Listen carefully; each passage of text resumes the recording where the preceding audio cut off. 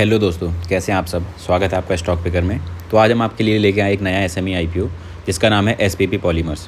तो ये जो एसपीपी पॉलीमर्स है, इस कंपनी का मेनली बिजनेस क्या है, कहाँ कहाँ ये कंपनी फैली हुई है, इस कंपनी के फंडामेंटल्स क्या हैं, इस कंपनी का जीएमपी क्या है, प्रॉफिट क्या है, कंपनी फ्यूचर में कैसा करेगी, कंपनी अभी कैसा परफॉर्म कर रही है, इस कंपनी में हमें अप्लाई करना चाहिए या नहीं करना चाहिए, अगर अप्लाई करते तो हमें होल्ड करना चाहिए या नहीं करना चाहिए, या फिर प्रॉफिट लेके एग्जिट कर देना चाहिए। इन सारे सवालों के जवाब मैं इस पर्टिकुलर वीडियो में देने वाला हूँ, तो कृपया वीडियो के एंड तक बने रहें। तो चलिए शुरू करते हैं। सबसे पहले जानते हैं कंपनी अपना आईपीओ ओपन कब कर रहा है। तो कंपनी की जो ओपनिंग डेट है वो 10 सितंबर है, क्लोजिंग डेट 12 सितंबर है, यानी इन दो पर्टिकुलर डेट के बीच में आप इसमें कभी भी अप्लाई कर सकते हैं। दूसरी चीज़, इसमें जो अलॉटमेंट है वो आपको 13 सितंबर को आ जाएगा और इसकी लिस्टिंग 17 सितंबर को हो जाएगी, यानी आपको पता चल जाएगा कब आप क्या आपका लगा है या नहीं लगा है। चलो ये तो हो गई सेकेंडरी चीज़। अब जो मेन चीज़ है, जानते हैं कंपनी का बिज़नेस। कंपनी का जो बिज़नेस है वो है पॉलीमर्स बनाने में। पॉलीमर्स क्या होता है, ये कार्बन चेन्स के जो कार्बन के जो कंपाउंड्स होते हैं, उनकी जो चेन होती है, जैसे लीनियर चेन्स हो गई, तो वो हाई डेंसिटी वाली है या फिर लो डेंसिटी वाली है, उस पर डिसाइड होगा कि ये किस टाइप के पॉलीमर्स हैं। अब जैसे हाई डेंसिटी पॉलीथिलीन हो गया, तो हाई डेंसिटी पॉलीथीन और लो डेंसिटी पॉलीथीन ऐसा होता है कि जैसे आपका, अगर आप अपने ये हार्ड सब्सटेंसेस देखेंगे प्लास्टिक वाले, जैसे आपकी कुर्सी हो गई या फिर आपकी कोई भी फाइबर के बने, जैसे बैग हो गए फाइबर्स वाले, तो ये सब चीज़ें आपकी हाई डेंसिटी पॉलीथिलीन वाली हो गई। वहीं लो डेंसिटी पॉलीथिन जैसे आपकी पॉलीथन्स हो गई या फिर जो कैरिंग बैग्स हो गए, ये सब आपके लो डेंसिटी पॉलीथिलीन में आ जाते हैं। इसके अलावा ये कंपनी वोवन फैब्रिक्स भी बनाती है और ये यान भी बनाती है। तो यानी कंपनी का जो बिज़नेस है वो काफ़ी डाइवर्स है। और ये कंपनी का सबसे अच्छी चीज़ ये है कि ये जो बिज़नेस है ये काफ़ी ऐसा बिज़नेस है जो फ्यूचर में भी रहने वाला है। ये बिज़नेस अभी ख़त्म होने वाला नहीं हुआ बिज़नेस है। ऐसा नहीं है कि इसका फ्यूचर ख़त्म हो जाएगा, यानी ये लॉन्ग टर्म के अगर हिसाब से अगर आप सोचोगे तो कंपनी का फ्यूचर काफ़ी सही है। अब ये कंपनी लोकेटेड है आपकी रुद्रपुर सिटी उत्तराखंड में। अब जानते हैं कंपनी के आईपीओ के बारे में कि ये कितने का आईपीओ लॉन्च कर रही है। तो कंपनी एक बहुत छोटा सा आईपीओ लेके आई है, 24-25 करोड़ का ये आईपीओ है।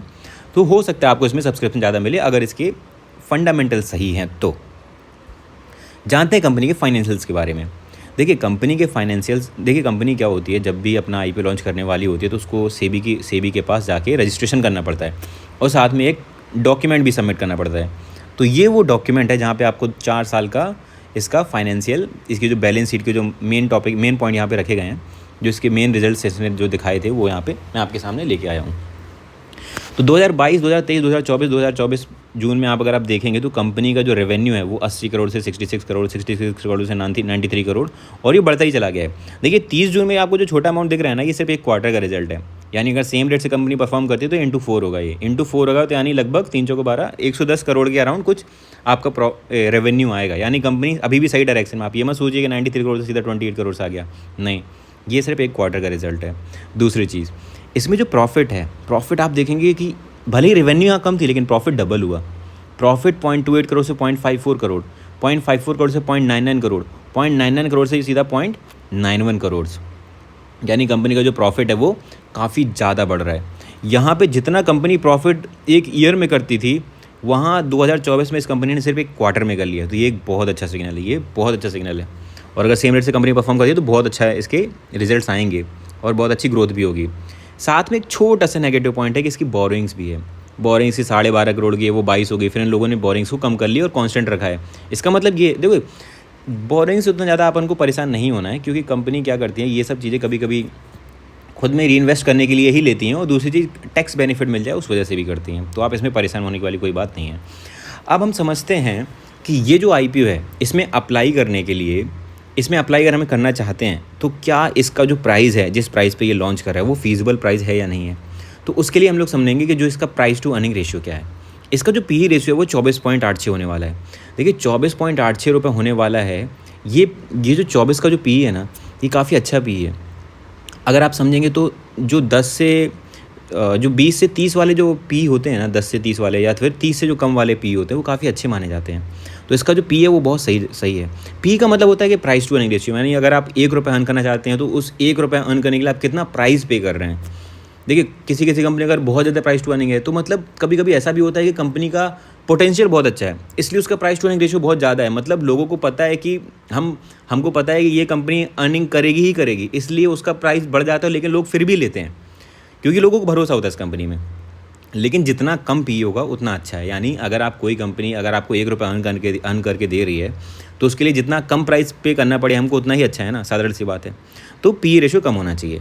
दूसरा अगर अपन यहाँ पे डेट टू इक्विटी रेशियो देखेंगे तो वो भी 0.71 है। तो डेट टू इक्विटी रेशियो जितना कम होता है उतना अच्छा होता है। तो ये हो गई इसके इंडिकेटर्स की बात।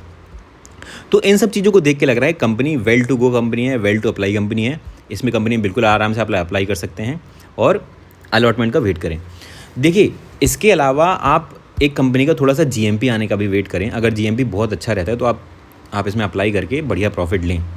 दूसरी चीज़ ये है कि ये जो भी इन्फॉर्मेशन मैंने आपको दी है, ये इसके साथ में आप खुद की भी थोड़ी एनालिसिस करें और समझें और समझने की कोशिश करें कि क्या हमें इस कंपनी में लॉन्ग टर्म होल्ड करना चाहिए या नहीं करना चाहिए।